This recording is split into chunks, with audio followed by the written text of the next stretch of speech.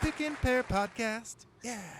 All right, Pickin Pear podcast. Welcome, friends. Thanks for being here. Hey, everybody. We made it another week. We did. Whew. Here It we was are. a busy one. It's been a busy week. Yeah, we're going to tell you all about it. Let's tell them all about it. On our road to 1,000 shows here.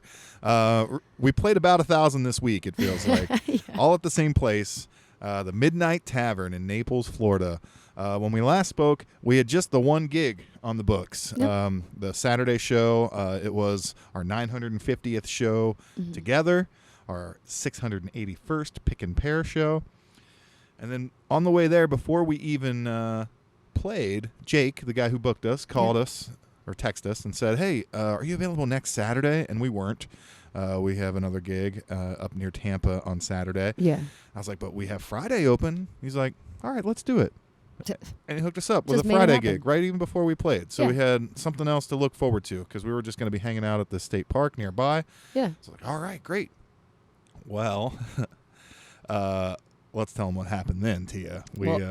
After we played that show, then Jake offered us three more gigs. Three more gigs. Three yeah. more gigs. So Tuesday, Wednesday, and or Sunday, Tuesday, and Wednesday. Yeah, exactly. Yeah.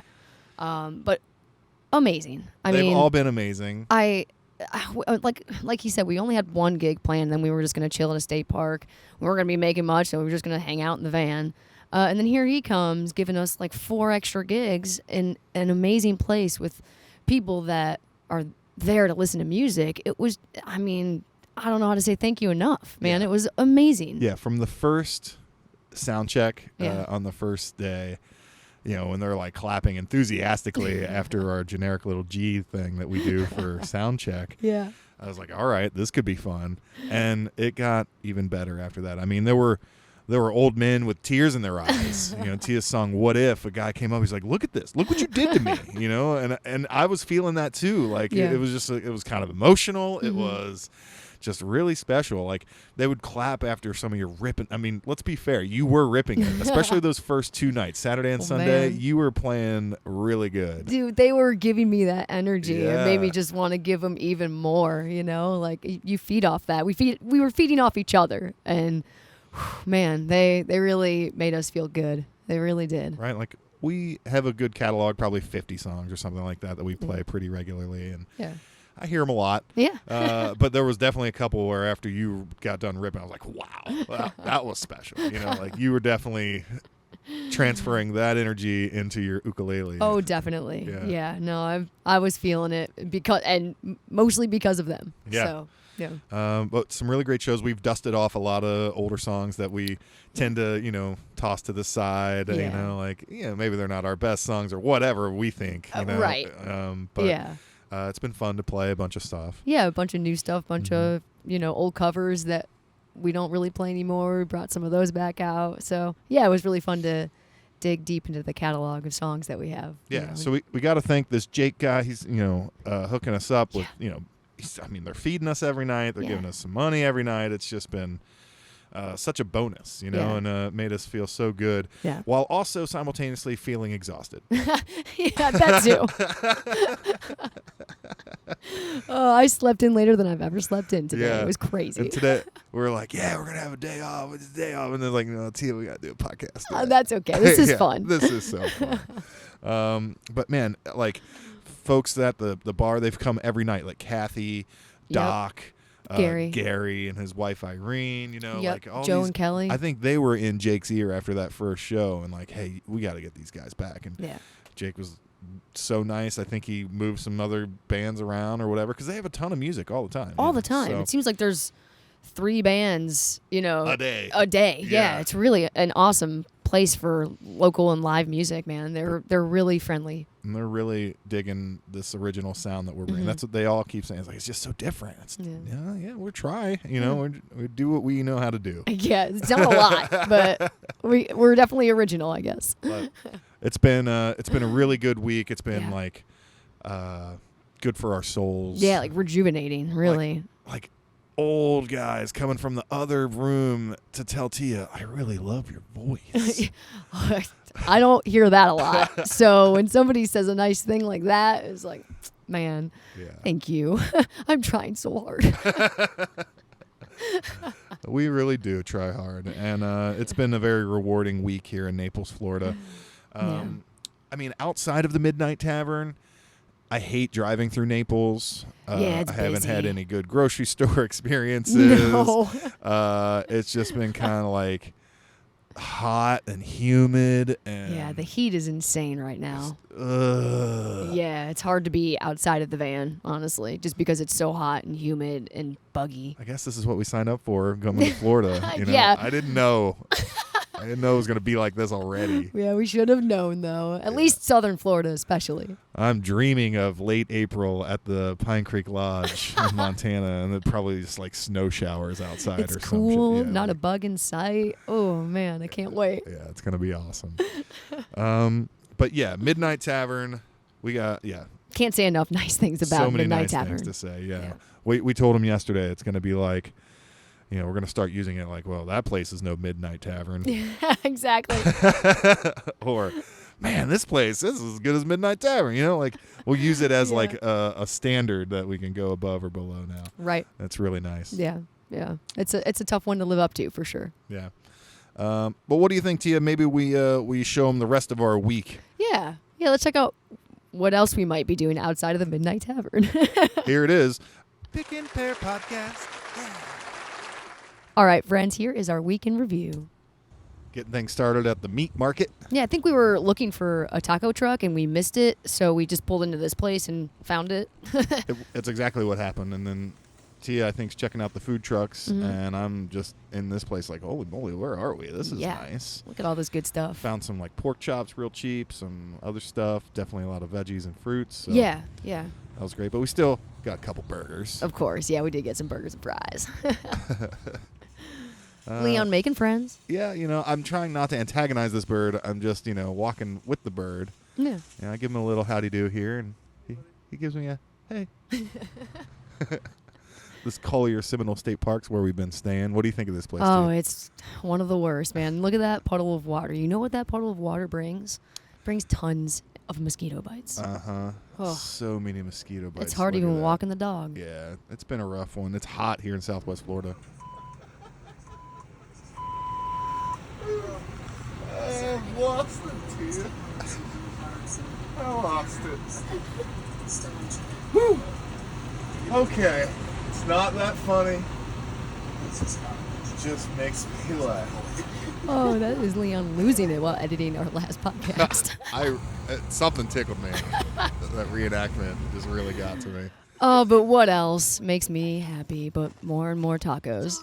Well, you told me last week tacos make you happy. It's like, I want to give you as many tacos as the world has, Tia. Thank you. I'm ready. I'm going to take on this challenge. And this is our first night at the Midnight Tavern, which turned out to be a mini night at the Midnight Tavern. Yeah.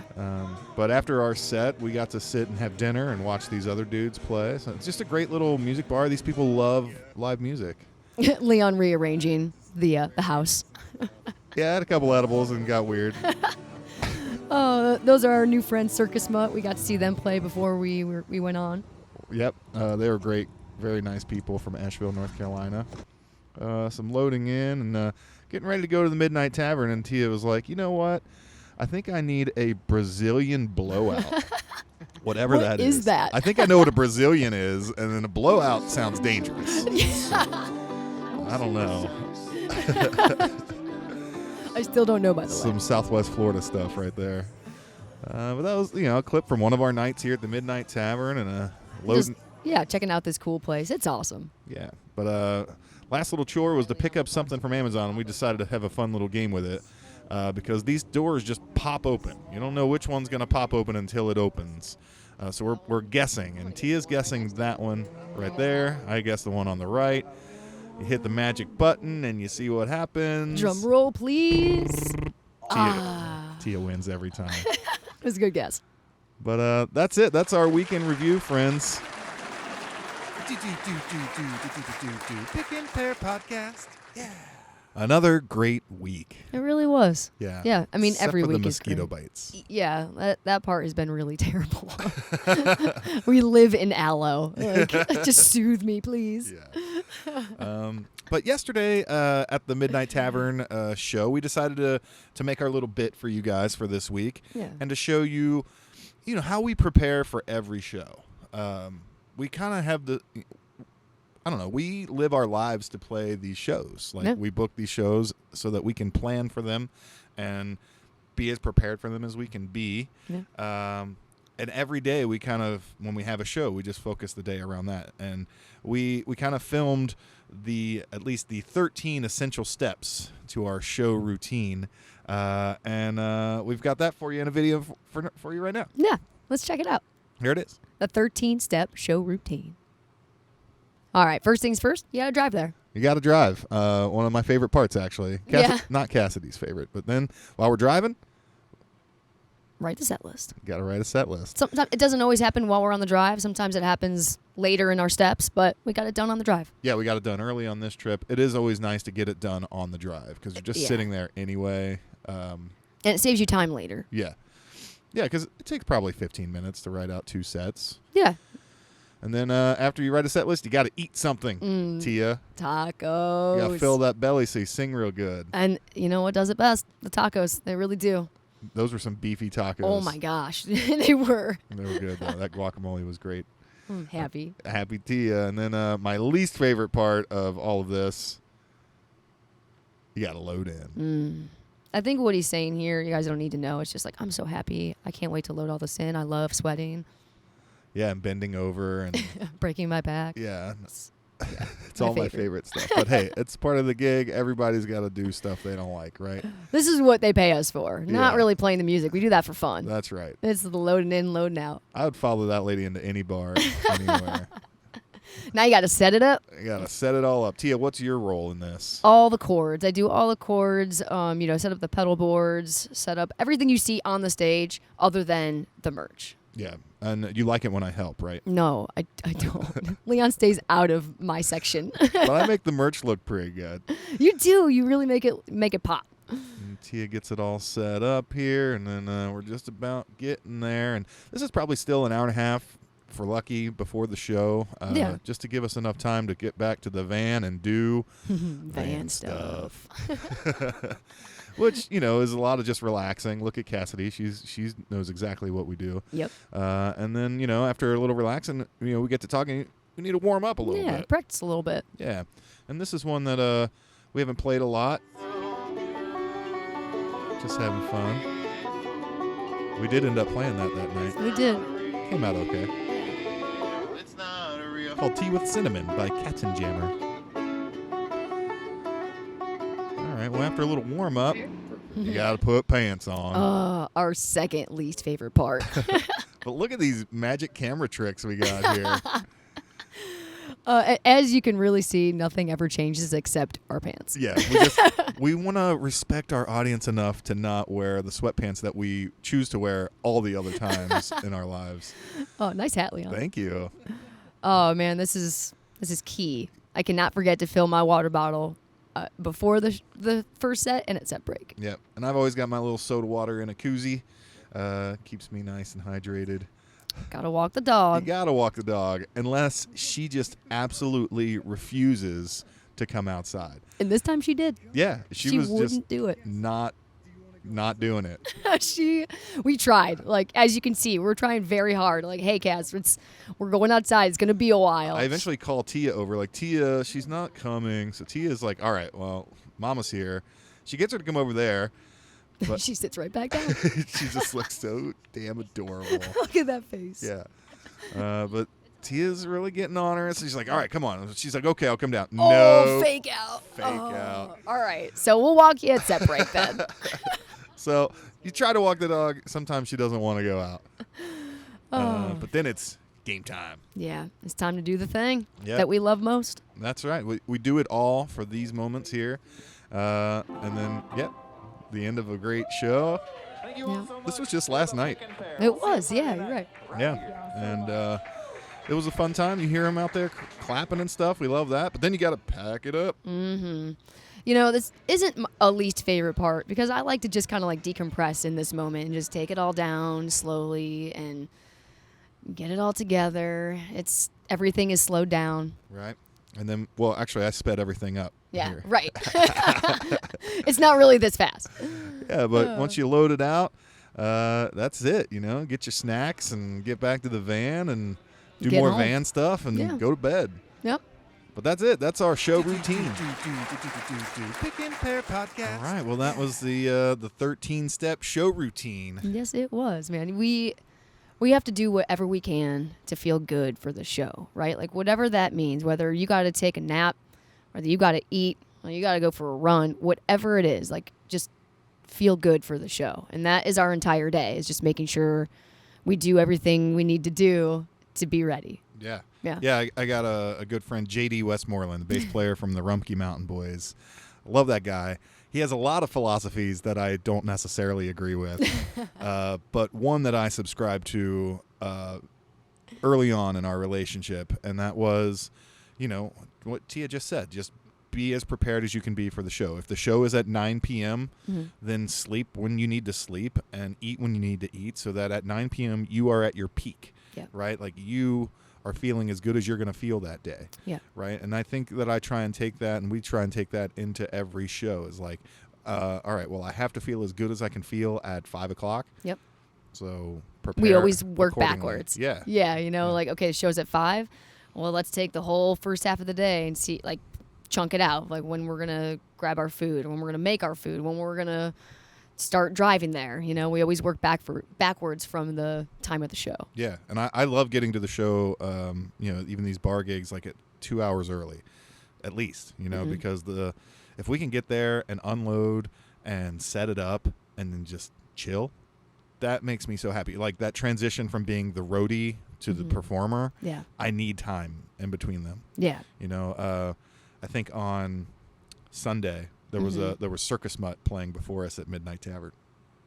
And so they played until 4, and our set started at 5. So we had to wait for them to tear down and get off the stage before we could put everything on the stage. And then we had to play. Like set up and play right away. There was no, hey, let's that. go get to the van and do van stuff for a second. Like, no, you got to set it up, you got to play. And you just need that time to just kind of for a second, and it changes your routine a little bit depending on how the time works that day. Yeah. And that day it was just different, And the festivals are like that too, where it's just like, hurry up, you got 2 seconds, and then you play for 10 minutes and then you're done. And it's like, God. That was so stressful. I couldn't even get into it. Right. I wasn't ready. I was ready to play more. We'd love to play more festivals, but they don't appeal to me most of the time, so I don't know if we appeal to them because we always get the Friday morning set when everybody's still getting there, and that's it. We get to play for 45 minutes, and because we're a duo, it's like, I get it, man. There are big bands that can fill out that sound when it's 9 o'clock at night, but it's just a bummer. We want to play those fun late night gigs. Cool, our name's on the bill, I guess, but no one was here to see it. Yeah. So festivals are a little tough for us in that sense. Yeah. So, that's why I love playing these bar gigs where we get 2 sets, It's like this is what we like to do, Yeah. So that's what we do it. Yeah.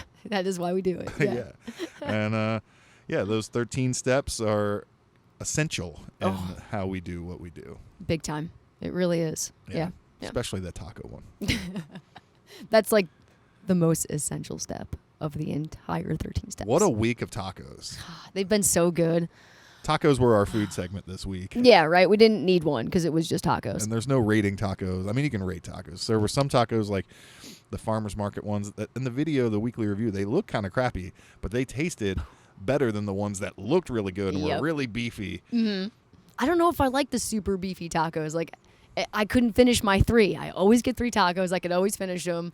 But, man, when they're beefy like that, I couldn't do it. I love when you can't finish your tacos. I knew you were going to say that. Right on cue, Leon. Oh, man. Well, let's talk about the shows we have coming up this weekend, Tia. Yeah. Tell me, what day is Friday? That's probably 3/8. Okay, March 8th. Mm-hmm. 20 days before your birthday. Woo! Ooh. Yay. Fun times. All right, so Friday at the Midnight Tavern from 5 to 8 p.m. It's our 954th show together, 685th Pickin Pear show, our last night of our residency at the Midnight Tavern. Man, it's going to be a good one, too. It's Friday night. I would think everybody that couldn't make it during the week is going to be able to make it Friday. So we're just going to have a good time. We're going to play all the hits. We're going to play loud and fast. Oh, yeah. It's going to be fun. Yeah. And then we work our way up towards Tampa, but we stop in Palmetto at the Waypoint Bar and Grill on Saturday. That's show 955 together, 686 as the Pickin Pear. Really looking forward to both of these shows. Yeah, same. Like you said, Midnight Tavern should be a rager because Oh, yeah. the word is out and everybody Yeah. can come out on Friday. So Right. should be packed, should be fun. And Waypoint, they've been, posting about us. They've been sharing stuff. So, yeah, hopefully we'll get some people out. They were very responsive early, so, they seem like good folks. Yeah. Yeah. Yeah. Well, cool. Well, it's about that time where we wrap this thing up, Tia. Sure is, Leon. So I've got a big question for you. What's that? What makes you happy? What makes me happy this week? Air conditioning. Air conditioning. That's a good one. I'm sorry, but it is so hot and muggy. And if we were doing this back in the minivan days or something, I mean, we wouldn't be doing this. We'd be in a hotel somewhere because it's just not livable without AC. The air is so thick. Oh, That's what it's the yeah. humidity. We're in the swamp. We're down here in Southwest Florida. It's just swampy and gross, and I don't handle it well. I'm not either. I usually can, but oh man, I think it's the bugs more than anything. I can handle the heat, but the bugs are driving me nuts. So I just don't leave the van. Yeah. And I just soak in this AC as long as I can. So AC, you make me happy this week. Thank you so much, RV. That's a good one. Yeah. AC makes me happy all the time too. Leon, what makes you happy? Oh, thanks for asking. Yeah.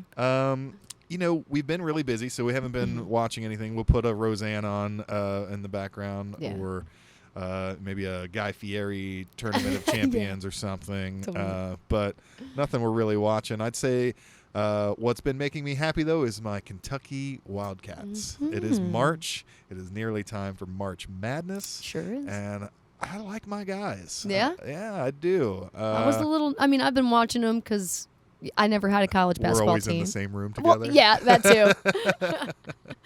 But I was a little nervous early. Like, I don't know. Should they be losing these games against these teams? They played a lot of tough games, a lot of close games, but I think that's the stuff that prepares you for the big tournament coming up. True. So I would, if you're filling out a bracket this year, keep Kentucky in mind. I only fill out one bracket every year, and it always has Kentucky.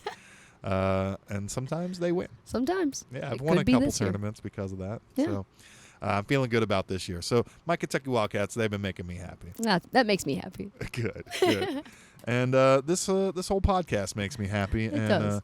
We've got our buddy Matt Wolf, who every week is helping us put a live video from one of our shows the previous weekend up on YouTube every week. I just upload the audio, and he does his little wizard magic. Yep. And this is actually from the Midnight Tavern. Yeah. From that first show. One of those solos where I was like, damn, Tia. Damn. Thanks. So we're going to play you out with this Johnny Cash cover of Big River on the Pickin Pear podcast. We'll see you next week, friends. Bye, friends. When I talk down weeping willow, how to cry, cry, cry. Tall the clouds, how to cover up a clear blue skies.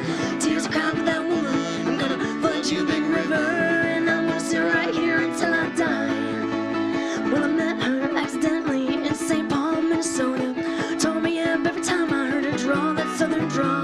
Well, I heard my dream was back downstream, going down Davenport. Well, I followed you, big river, when you called. When I talk that weeping willow, how to cry, cry, cry. Talk the clouds, how to cover up a clear blue skies. Tears cry for that woman. I'm gonna flood you, big river.